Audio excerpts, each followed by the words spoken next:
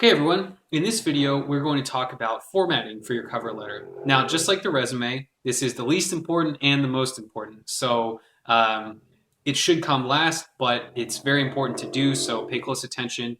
Again, the standards are very similar for cover letters and resumes in terms of formatting, but there are a few other elements for cover letters that you should be sure to include.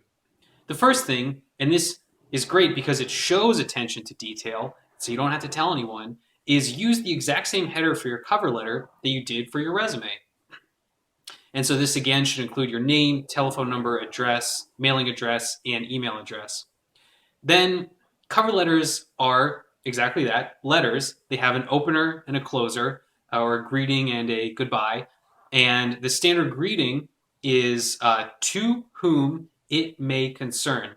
This may sound a little grammatically funny to you, and it's sort of an old expression or an inherited expression, but this is the business standard, but it is changing.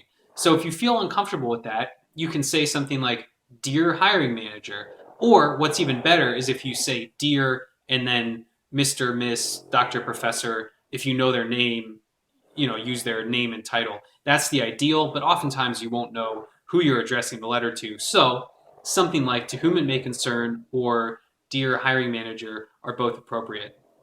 Then for your closing, you should just simply say, just as in a letter, "Sincerely, comma, and then your name." Now for an extra flair, and I think this is pretty cool and worth the time, you can add your signature.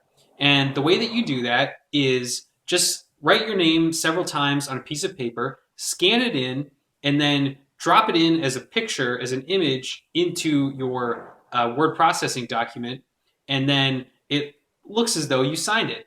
This again is a kind of personal touch, adds a little bit of flair, a little more attention to detail. I think it's well worth the time, and it may take you 30 minutes, and then you have the signature that you can use for the rest of your life, no problem. So I strongly recommend looking into doing something like that to help set yourself apart just a little bit, even by appearance. And then the other important thing is the length. Again, just like your resume, this should not be more than one page, and in fact should probably be much less than one page.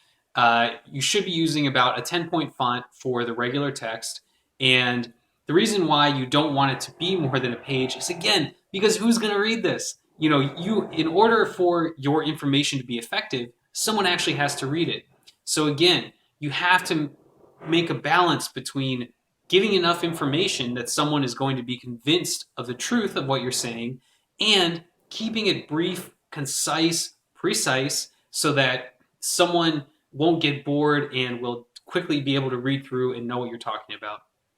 So in the next video, again, I'm going to have some exercises of some examples, and you can decide which you think are good and which you think are not. See you then.